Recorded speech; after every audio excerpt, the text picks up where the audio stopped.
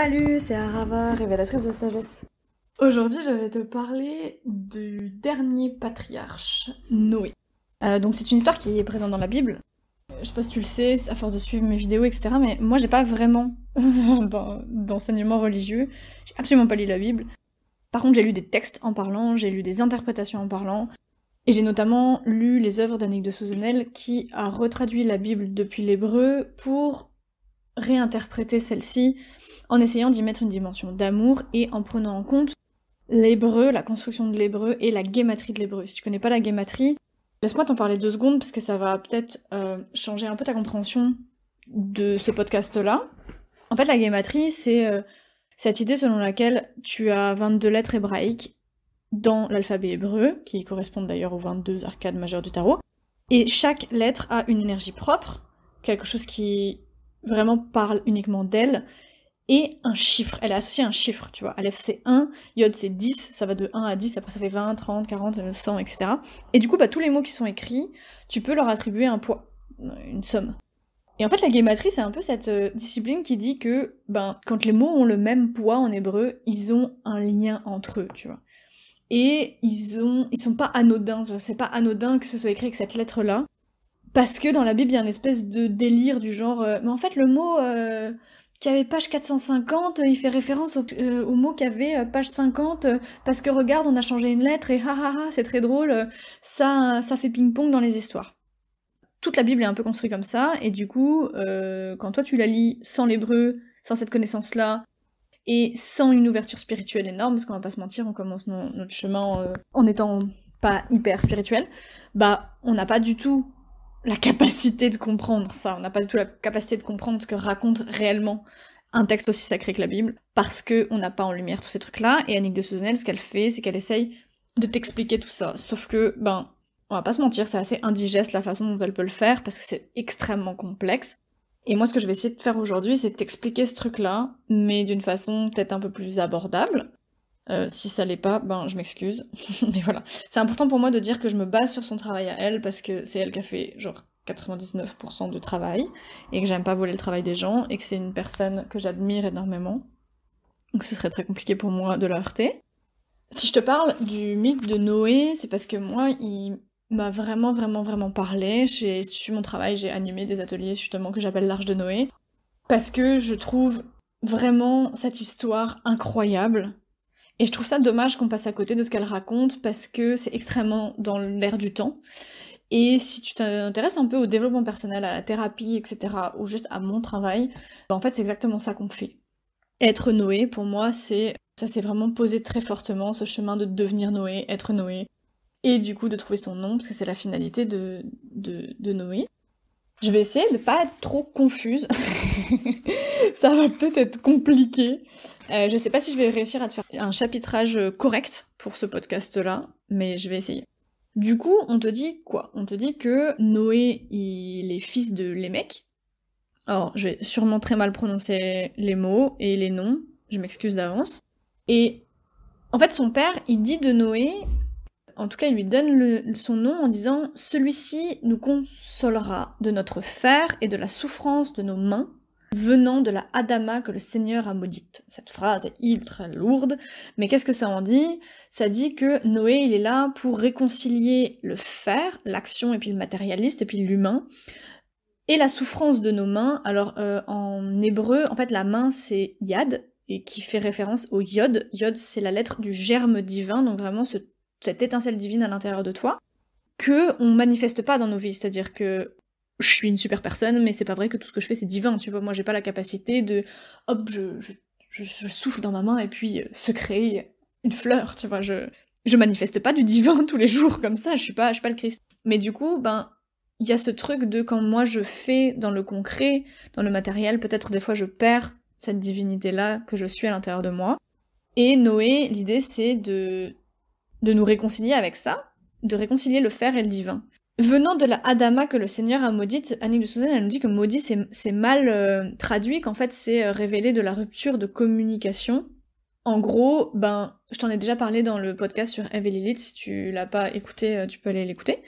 Mais l'idée, c'est que à l'intérieur de nous, on est dissocié, on est défusionner entre notre côté féminin et notre côté masculin, et notre Adama, qui est notre côté féminin juste et pur et divin, et sacré, notre féminin sacré, ben, il tire un peu la gueule. Il tire un peu la gueule parce que il a été mis en exil, parce que c'est pas vrai que dans notre humanité, c'est pas vrai pour nos ancêtres non plus, que ben, on n'était pas connecté à nos intuitions, à notre cœur, à nos émotions, à tout, à l'accueil, à nos ténèbres aussi, parce que c'est ça que représente tout le féminin. Donc, en gros, son père, à Noé, il prophétise un peu en mode, bah en fait Noé, ce qu'il va faire, c'est qu'il va nous réconcilier avec cette Adama-là, avec ce féminin sacré-là.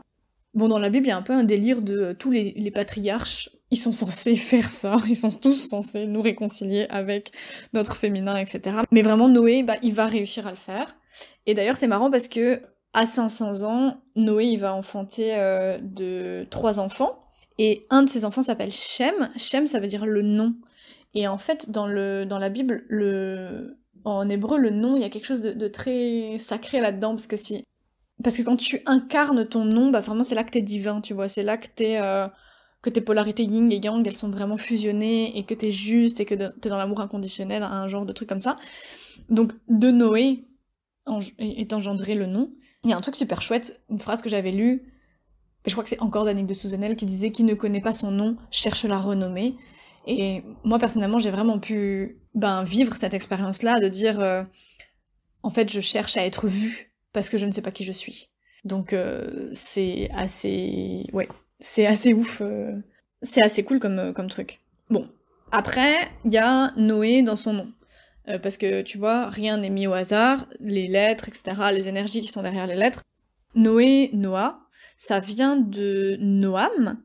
Donc il y a cette énergie de Noam qui veut dire consolation et repenti. Donc c'est quelqu'un qui va se repentir. Et puis t'as Noah, je sais pas comment ça se prononce, mais qui veut dire conduire et guider. Tu sais, un peu guider dans l'idée du gourou, mais le vrai gourou, genre le maître, celui qui guide, pas celui qui te met en esclavage et qui t'asservile et qui te dit faut que tu fasses ci, faut que tu fasses ça. Mais genre vraiment le mec qui te montre l'exemple en fait de ce que tu dois faire. Parce que, du coup, dans Noé, il y a un exemple, je vais te l'expliquer, hein, mais il y a un exemple de ce que tu dois faire, et de savoir aussi traverser toutes les souffrances et toutes les naissances auxquelles tu dois vivre, parce que, en fait, on va pas se mentir, hein, être la lumière, être le grand tout, devenir le Christ, etc., bah ça se fait pas sans souffrance, en fait. Parce que là, toi, moi, on est complètement associés à nos parts d'ombre, ce que la Bible appelle les animaux internes, et je te le dis parce que c'est important, tu verras dans le mythe de Noé, c'est important, les animaux, sans blague. Bah, c'est pas vrai que ça se fait sans souffrance, parce qu'on est attaché à cet ego-là, et que on a souffert toute nos vies, on a nos croyances, on a notre humanité qui vient, quoi, et puis de dire, ok, moi je me divinise dans cette vie-là, je deviens le Christ, bah genre si c'était facile, on l'aurait fait, quoi, enfin, c'est pas si simple que ça, quoi. À l'époque de Noé, il y a genre un délire de, tu verras, c'est aussi extrêmement d'actualité, que l'humain, il se multiplie sur Terre en totale inconscience, genre il y a comme un délire de, ils sont trop nombreux, et c'est pas des bons humains, et ils font un peu n'importe quoi, et que du coup, il y a le déluge qui est annoncé. Alors le déluge, ce qui est intéressant, c'est qu'en fait, le déluge, ça se dit ma boule, c'est circoncire et le fruit.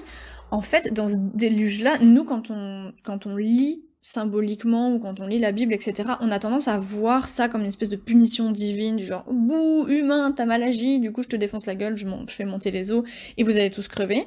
Parce que nous, on est comme ça en tant qu'humains. Nous, on est punitifs. Nous, on est vengeurs. C'est pour ça que beaucoup de déités, tu vois, je pense notamment à Ishtar, on la voit comme vengeresse et méchante, etc., mais parce qu'on a genre aucune idée de à quoi ça ressemble la colère divine qui est juste et pure, parce que nous, on ne la vit pas. Mais en fait, c'est pas du tout un truc de destruction bête et méchant pour détruire tout le monde. D'ailleurs, en hébreu, le mot destruction, machérit, ça ressemble énormément, il y a les mêmes lettres et les mêmes énergies que dans Machaya, le Messie. Et donc il y a vraiment cette idée de détruire pour me reconstruire, c'est pas un truc punitif du genre meurs, tu vois. C'est pas vrai que dans la Bible on décrit un Dieu qui est vengeur et punitif. Par contre c'est vrai qu'on l'a interprété comme ça parce que nous avions collectivement juste l'élan de l'interpréter comme ça, et on peut pas te demander de comprendre quelque chose que tu ne peux pas envisager en fait. Donc ça n'a aucun sens d'envisager un Dieu qui se base sur l'élan du cœur quand tu sais pas à quoi ça ressemble. Donc évidemment que les anciens, bah quand on leur parle d'amour, etc., tu sais, enfin, ils comprennent pas en fait, ça leur parle pas du tout. Et donc il y a trop souvent dans les traductions des trucs qui sont bam bam bam cassés, etc. Je rappelle que la Bible c'est un texte sacré, putain. Un texte sacré, ça parle d'amour, ça parle pas de je vais te défoncer la gueule si tu m'obéis pas. Ça peut pas être de l'amour. Après, si toi tu veux te soumettre à un truc qui dit que tu es mauvais et que t'es condamné à souffrir toute ta vie, tu fais ce que tu veux, mais considère l'éventualité que peut-être on a mal compris aussi ce que ça voulait dire. Ce qui est marrant, c'est que du coup, dans l'histoire, tu vois, qui est racontée, c'est genre, t'as une terre trop peuplée, Dieu qui dit à Noé, va y avoir le déluge, il faut que tu construises ton bateau, et que dessus tu fasses arriver des animaux en couple de chaque espèce, que tu sauves tout ça.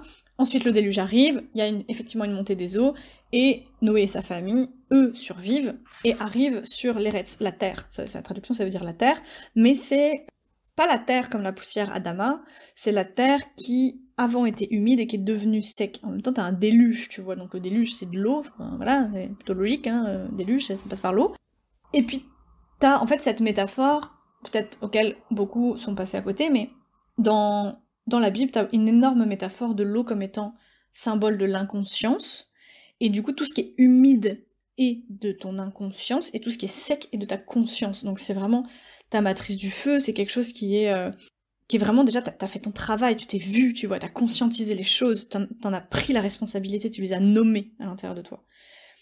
Et donc cette terre qui était humide avant, bah oui, elle était sous le déluge, et maintenant elle émerge, et elle est sec, c'est là-dessus qu'arrive à la fin Noé et ses enfants. C'est hyper logique en fait, tu vas voir, je vais un peu mieux te raconter l'histoire, mais c'est un peu logique. Pareil, c'est hyper logique qu'on lui demande une arche. Alors, c'est pour ça que j'ai intitulé ça, il n'y a pas de bateau, mais c'est une métaphore. C'est une métaphore. L'arche d'alliance, dans la Bible, elle fait toujours référence au corps. C'est ton corps à toi. Donc c'est là, en l'occurrence, c'est le corps de Noé. C'est vachement plus joliment dit quand tu imagines qu'il a construit un bateau et tout ça, mais en fait, c'est un travail qu'il a fait à l'intérieur de lui-même. Et ce qui est intéressant, c'est que dans l'arche, dans le Théba, le mot qui veut dire arche, il y a la racine bat, et bat ça veut dire la fille. La fille dans le sens, pas la fille, la meuf, mais ma fille, ma descendance. Et donc il y a aussi ma fille, ma descendance féminine, mon féminin en fait. C'est un petit clin d'œil, tu vois, en fait ce qu'on demande à Noé, c'est d'aller dans son corps, à lui, à l'intérieur de lui, aller contacter son féminin, aller contacter sa fille, aller contacter ses parts d'ombre, aller contacter ses ténèbres et ses animaux internes. Et c'est là où c'est hyper intéressant, c'est qu'on demande à Noé de rassembler un couple de chaque animal. En fait, comme je l'ai dit dans la Bible, les animaux internes, c'est toujours des parties de toi, non, entre guillemets, non divines, parce que non nommées, qui sont pas forcément hyper glorieuses. Moi, je l'interprète comme ça. Le fait qu'on lui demande d'avoir des couples, c'est pour avoir une version féminine et masculine. Mais c'est plus que ça, c'est pour avoir le tout, en fait, de ces animaux-là. C'est-à-dire que il y a une différence entre plonger à l'intérieur de toi et conscientiser un comportement, et dire « Oh merde, quand je fais ça, c'est vraiment pourri » ou « Ah ok, là-dessus, je suis génial », ce qui serait polarisé, ça c'est pourri, ça c'est génial, versus en voir le couple. Et quand tu en vois le couple, tu en vois l'équilibre de dire « Ok, j'ai ce comportement-là, et il est positif pour ça, et il est négatif pour ça. » Et dans ce cas-là, tu vois le féminin de l'animal et le masculin de l'animal, parce que je rappelle que le féminin c'est le négatif et que le masculin c'est le positif, dans les symboles, dans les symboliques, dans les métaphores. Et du coup, quand tu arrives à voir ton animal intérieur, que ce soit genre ma jalousie par exemple, bah je le vois dans son côté négatif, ça me rend acerbe, ça me fait peur, j'ai peur de perdre l'autre, je deviens contrôlante, etc. Je prends cet exemple-là parce qu'il y a une interview d'Anne Susan où elle raconte qu'elle a vu sa jalousie et qu'elle l'a nommée. Et moi aussi c'est un travail que j'ai fait, et évidemment c'est pas glorieux. Mais en même temps, il peut y avoir du positif, c'est parce que j'ai ce sentiment-là, que je sais que l'autre est important pour moi, c'est parce que j'ai ce sentiment-là que je prends conscience que je ne suis pas détachée de l'idée de posséder l'autre, que je ne suis pas sereine dans le fait que l'autre me choisisse et que du coup j'ai envie de m'accrocher, de posséder, de contrôler cette relation-là, etc.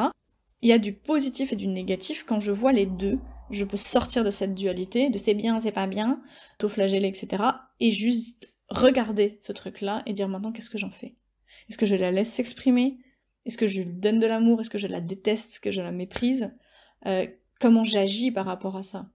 Mais j'agis par rapport à ça, je fais par rapport à ça. Tu vois, Noé, c'est ça aussi, c'est faire. Alors que quand c'est pas que t'es jaloux, que t'es dans le déni par rapport à ça, ou tu décides de t'en foutre, tu es en totale réaction, tu n'es pas dans l'action, tu es dans la réaction. Et là, c'est pourri, et là, c'est pas divin. Alors oui, tout est divin, etc., etc. Mais si on te demande de te diviniser, c'est bien que, genre, juste rien faire et tout accepter, ça fonctionne pas, en fait.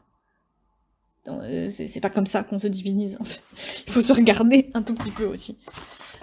Et donc c'est ça qu'on demande à faire de Noé, c'est de rassembler comme ça ces couples et d'aller voir à l'intérieur de lui ce qui est ok, ce qui est pas ok, ce qui est joyeux, ce qui est pas joyeux. Dans ce déluge-là, il y a l'idée de circoncire, de la circoncision, qui est du coup un geste concret. Et là je cite du coup le grand retournement d'Annick de Souzenel, où elle dit « La circoncision étant le geste concret au niveau du corps, symbolisant la coupure des peaux animales, que l'homme est appelé à faire ». Ça vient aussi avec la circoncision, où on va couper un bout de peau. Il y a un peu cette idée de se dévêtir devant Dieu, de couper la peau physique, mais là, dans le cas de Noé, on lui demande pas de se couper, on lui demande pas de se mutiler, mais il y a vraiment ce côté je coupe dans la peau de l'animal pour aller voir ce qu'il y a au plus profond et au plus divin, et pour pouvoir laisser ma lumière émerger. Et donc Noé, il vient faire ça, en fait, il vient descendre dans son corps à lui, descendre dans ces ténèbres qui est symbolisé par le corbeau, la dama c'est le symbole et le corbeau, il va nommer tous ces animaux, il va couper ses peaux animales pour voir le divin qui est à l'intérieur de lui, jusqu'à ce que vienne la colombe, en fait. Et cette idée de la colombe, tu vois, c'est le jour, c'est le renouveau, c'est la renaissance, etc. Et puis, il y a... Du coup, il fait ce travail-là, et il est devenu son nom. Et il est devenu ce guide, ce conducteur, parce qu'il nous a montré la voie. Il y a un peu ce côté-là. Il a incarné son nom. Il est sorti complètement de sa matrice de l'eau, de ses inconsciences, pour être dans sa matrice de feu, dans son conscient. Et il atteint même, je pense, la matrice de l'air et le divin qui est à l'intérieur de lui. Et on dit que à la fin de ce déluge-là, Noé, quand il sort, il est ivre et nu. Et il va dans une tente. Alors la métaphore de la tente, elle est plusieurs fois utilisée dans la Bible. Ça symbolise en fait le crâne. Tu noteras à ce moment-là que c'est seulement une fois que Noé a fait ce travail-là qu'il va dans son crâne. C'est seulement là qu'il connecte son mental. Parce que du coup, il n'est plus dans son ego d'humain. Moi, je trouve ça marrant. C'est vraiment une métaphore du crâne, de la tête, en fait. Et il y a vraiment cette idée où il vient chercher là-dedans son Elohim, donc son Dieu, mais perso, à lui, pas le Dieu collectif qui serait en dehors de lui, mais vraiment la divinité à l'intérieur de lui. Parce que c'est ça qu'on doit chercher, c'est la divinité à l'intérieur de moi. Ça n'a pas de sens de dire que Dieu existe mais il est à l'extérieur de moi, et moi je suis une toute petite et je suis trop nulle, comme on t'inculque souvent dans les religions. Non, c'est Dieu, il est dedans. D'ailleurs, Elohim est un nom pluriel, en fait. Le même final de Elohim, c'est une marque du pluriel en hébreu. Donc il y a bien ce truc il y a une multiplicité de... Et il va chercher son Eloah, où là t'as toujours la même racine, mais le A à la fin symbolise un nom féminin, donc il y a bien la présence du féminin dans ce Elohim-là, et il n'est plus pluriel et extérieur à lui, mais il est à l'intérieur de lui. Il est ivre parce que il a fait un peu ses noces à l'intérieur de lui, il a découvert son Dieu à l'intérieur de lui, son nom secret, et il est nu. Dans le nu, il y a tu vois, au début on te disait que dans l'Éden, etc., il vivait nu, parce qu'il y a... En fait, c'est une métaphore qui est un peu compliquée à comprendre, je trouve, moi, mais c'est vraiment cette idée d'être dépouillé de toute connaissance. Quand tu es nu, tu sais que tu ne sais rien. En fait, t'es Jean Neige, quoi, tu vois, c'est genre... je me soumets au fait que je ne connais rien, je n'essaye pas de prendre d'être Dieu et de manipuler des concepts que j'ai pas compris comme on fait tous, genre la génétique, alors qu'on ne pige rien, et que on entend au quotidien des gens dire ça c'est de l'ADN poubelle, ou des faux formateurs qui vont dire faites ce que je dis mais pas ce que je fais, etc. Tout ça, c'est des gens qui ne savent pas qu'ils savent, et qui ne se sont pas soumis à leur nudité et au dépouillement des connaissances. Ils veulent savoir des trucs mais ils ne connaissent rien. J'ai, je crois, fait une vidéo là-dessus, sur la différence entre connaître et savoir. Bah du coup c'est ça en fait, lui il est nu, et il sait qu'il ne sait rien. Du coup, il a accès à l'arbre de la connaissance. Parce il s'est suffisamment humilié dans le bon sens du terme. Je parle pas de « Ah là là, je suis trop nulle, je suis vraiment qu'une merde », mais de se rendre humble. Il s'est rendu humble devant son propre nom, il a accepté son divin intérieur, donc on lui donne accès à cette connaissance-là. Il a donc une lumière à l'intérieur de lui qui est insupportable à voir pour ses fils, parce que ses fils sont en chemin pour faire ça. Eux, ils l'ont pas fait encore. Ils ont le bon modèle et le bon patriarche à suivre, mais chacun son timing en fait, tu vois, ils l'ont pas fait. Shem et Japhet, eux, ils veulent recouvrir leur père, mais il y a un délire de... Ils sont en chemin quand même, ils sont en train de le faire. Alors que Ham, l'autre fils, lui, il va dans la tente avec son père. Sauf que ce qu'il fait, à ce moment-là, c'est, entre guillemets, un viol divin, c'est-à-dire que lui, il a pas fait ce chemin-là. Lui, il est pas prêt à être divin à l'intérieur de lui, et il va regarder ce dieu-là. Et il va regarder ça, et du coup, en fait, il viole le grand tout, il viole le divin parce qu'il est pas devenu. Lui, il est pas Jean Neige, tu vois, il sait pas qu'il ne sait pas. Et du coup, il croque dans ce fruit de l'arbre de la connaissance, et en fait, il reproduit exactement tout. La descendance de Ham et tout ce qui suit après Ham, c'est une répétition, en fait, de l'histoire qui nous est expliquée dans la Bible, de la chute, d'Adam et Ève, etc., etc. C'est je suis pas à poil, je croque dans le fruit défendu, je viole Dieu parce que je ne sais pas que je ne sais pas, et rebelote. Et peut y avoir un côté rebelote, ça fait chier, mais en même temps Noé il a 3 fils, donc t'es pas obligé de prendre la voix de Ham, tu vois. Tu peux prendre la voix de Shem et de Japhet, parce que dans ce patriarche-là, dans cette généalogie d'Adam-là, c'est une métaphore de... J'aurais peut-être dû commencer par là. C'est une métaphore de l'humanité et des étapes de l'humanité qu'on a eues. D'ailleurs, dans l'histoire, en fait, Ham, lui, il va pas au bout de ses noces. Il fait pas le chemin jusqu'au bout de son père. Il abandonne son épouse, et du coup, il abandonne son Adama, il abandonne son féminin. Il refait comme le premier Adam. Parce que je rappelle que dans la Bible, l'épouse, c'est ton côté féminin, en fait. Le pôle yin à l'intérieur de toi. Ça crée une nouvelle fois un mythe de Prométhée. Ce que je trouve hyper intéressant dans le mythe de Noé, et pourquoi j'en parle aujourd'hui, c'est parce que moi je crois qu'il y a, dans une certaine mesure, l'histoire se répète, plus ou moins métaphoriquement, et en fait ce qui est intéressant c'est que dans tout ce déluge, etc., comme je te disais, c'est pas une idée tellement de punition et du jour au lendemain il y a tout qui pète, mais il y a une espèce de temps de pause, il y a une espèce de besoin de stopper une humanité qui n'est pas juste, et de stopper un élan qui va vraiment dans le mauvais endroit, pour nous laisser le temps aux humains de faire ce travail intérieur de notre intérieur, et on vient de sortir de la... Enfin, non, c'est pas vrai, on est en plein dans la crise Covid. N'est-ce pas un autre temps pour nous? Est-ce que ce serait pas aussi ce temps de pause qu'on nous a imposé, que la vie nous a imposé, parce que tu peux avoir des croyances de ouf de c'est les Chinois qui ont créé le Covid, c'est le gouvernement qui manipule tout. En attendant, ça change pas le fait que on a passé un an en pause, où tout a été posé. Dans ta vie, t'as dû le sentir, tes projets sont en pause, tout a été en pause, et est-ce que on n'aurait pas un peu loupé le truc parce que c'était un temps en fait pour se retourner vers nous? Et pour aller vers nous, et pour aller contacter notre fille, notre arche d'alliance, aller nommer nos animaux internes, etc. Rassure-toi, il n'est jamais trop tard pour le faire. Là, je te parle, je suis en 2022. Moi, j'ai cette très très forte impression que 2022 est sous le signe du tri. Et on me demande de faire du tri dans mes émotions, on me demande de faire du tri dans mes biens matériels.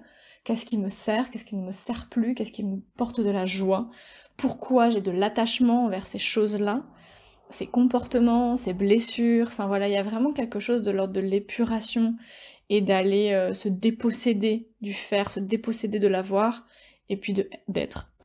Donc voilà en gros, un peu le mythe de Noé, et qu'est-ce qu'il raconte concrètement, et comment il parle de nous en fait, parce que j'ai commencé en me parlant de thérapie de développement personnel, mais c'est ça en fait qu'on fait collectivement. Alors je dis pas que tout le monde est dans ce chemin-là, mais il y en a quand même énormément. Mais c'est d'aller creuser à l'intérieur de nous en fait, et d'aller nommer ces animaux internes là, et avoir l'élan d'en prendre la responsabilité, et avoir l'élan de prendre soin de nous, et de les aimer et d'y voir la lumière, parce que on est dans un chemin où on ne voit souvent que le négatif, ou quand on voit le positif, c'est extrême en fait, c'est soit on est à l'extrême positif, mais non, tout va bien, ne pleure pas, regarde comme c'est chouette, c'est génial, c'est génial, c'est génial, ou alors rien ne va, mauvaise foi, excuse, et dans les deux cas c'est pas équilibré en fait. Si tu veux ramener la Bible à la neuroscience scientifique actuelle, le lien que moi je fais, c'est l'utilisation de ton cortex préfrontal et de ce qu'on appelle le cerveau adaptable, qui est comme utiliser ton cerveau au quotidien pour essayer de casser tes croyances et de voir comment tu peux équilibrer les choses versus, donc ça c'est ce qu'on te demande de faire, versus un processus un peu archaïque, automatique, qui serait de tout juger, ça c'est ce que tu fais. Et ça peut passer par des exos pratico-pratiques. Moi, c'est ce que je te fais faire en atelier, tu vois, d'aller prendre un besoin, ou prendre une valeur, et aller dire, voilà, moi j'ai la valeur de l'honnêteté, et c'est génial, et je suis la meilleure parce que j'ai la valeur de l'honnêteté, mais d'aller plutôt dire, ok, et en quoi c'est cool d'avoir la valeur de l'honnêteté, et au début, ton cerveau, il va bugger de ouf, genre, c'est de la merde, mais force-toi à trouver. Bah si, en fait, c'est chouette, parce que du coup, tu peux t'amuser avec la réalité, tu peux te confronter à ce que ça fait de mentir, tu peux te protéger dans certains cas, parce que tu n'es pas en sécurité pour être accueilli dans ta vérité.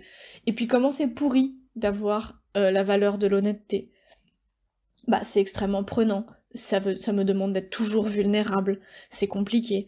Et de faire l'équilibre en fait, de passer d'un truc négatif à positif, d'un truc positif à négatif, c'est un exercice que vraiment je t'encourage à faire, parce que c'est comme ça que tu viens équilibrer ton féminin et ton masculin dans tes animaux intérieurs, et c'est comme ça que tu viens mettre de la nuance, et du coup tu peux choisir en conscience. Parce que trop souvent, aujourd'hui, ce qu'on fait, c'est qu'on juge un truc négatif, on veut le jarter, on juge un truc positif, on veut le prendre, et c'est pas ça qu'on te demande de faire. Ça, c'est pas un choix en conscience, ça c'est un truc de savoir, c'est pas un truc de connaissance. On te demande d'éprouver le côté positif et le côté négatif, et de choisir en conscience où est-ce que tu choisis Dieu.